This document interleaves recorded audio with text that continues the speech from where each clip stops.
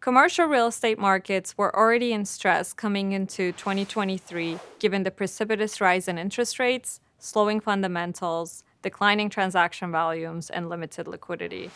The closure of Silicon Valley Bank and Signature Bank created aftershocks that we expect to heighten the stress, likely including a significant tightening of credit standards. While smaller banks hold 34% of total assets within the banking sector, they represent nearly 70% of bank CRE lending.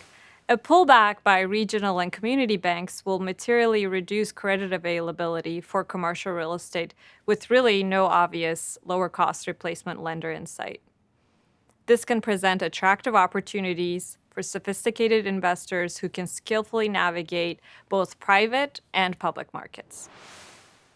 There are multiple factors putting pressure on the commercial real estate space in the current environment. The key themes we're closely monitoring are the existing CRE exposures on bank balance sheets, low issuance in the public markets, and the large amount of debt maturities looming over commercial real estate. First, CRE exposures have ballooned on bank balance sheets and are becoming an increasing focus for regulators, particularly as a result of this recent banking crisis.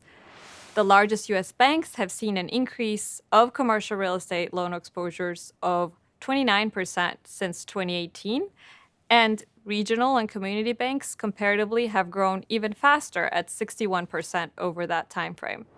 The ratio of commercial real estate loans to regulatory capital, which is a key variable for regulatory examiners, is at its 5-year peak for half of the largest 50 banks. This has all led to a material slowdown in commercial real estate lending.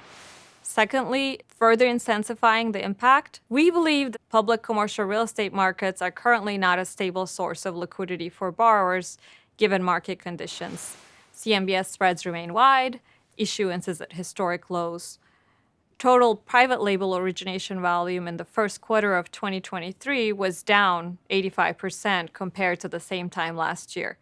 It appears that public markets still have a long road ahead before seeing normalized issuance levels.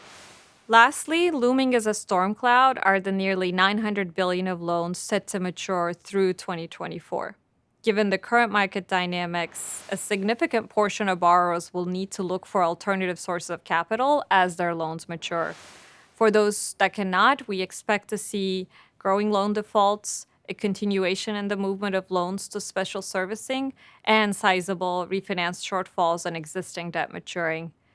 We anticipate that this will lead to increased distressed financing and sales activity. We believe this stress in the commercial real estate markets will create actionable opportunity for nimble investors. Specifically, we see an opportunity for non-bank lenders in the senior parts of the debt stack to fill the gap resulting from retrenchment of banks and the new issuance lull in public markets. We also expect to see materially improved opportunity set in non- and subperforming loans, rescue capital, and deep value equity investments. We believe a number of loan portfolio sales will also likely come to market.